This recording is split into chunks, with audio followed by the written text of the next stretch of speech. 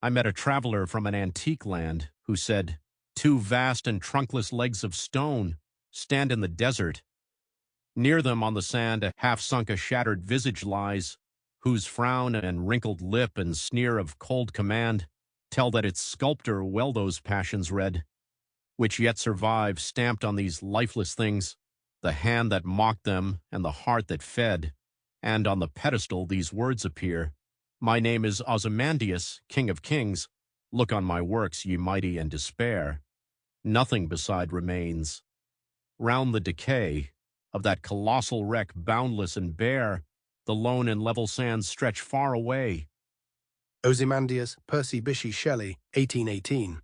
The poem describes the fading legacy of Egypt's greatest king. Like all emperors, Ozymandias knew his greatest adversary was time, so he commissioned a monument declaring his memory to future generations. Its ferocious demand for respect was meant to invoke despair. But after thousands of years, the desert has worn the statue to ruins and turned the boasting into a joke. But the real joke is on the reader. Ozymandias's ruined statue bears witness to a power that reduces everything to despair. The reader looks out and realizes that the sands that claimed even Ozymandias will inevitably come for them.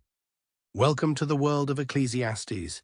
This is a book that doesn't often pop up in church and isn't easy to fit with the rest of the Christian message. It's an anonymous meditation on death and injustice written before the resurrection, barely mentioned in the New Testament. In Ecclesiastes, God is distant and unknowable, leaving the world without hope or purpose. So it's tempting to skip past it and move on to something more positive, upbeat and optimistic.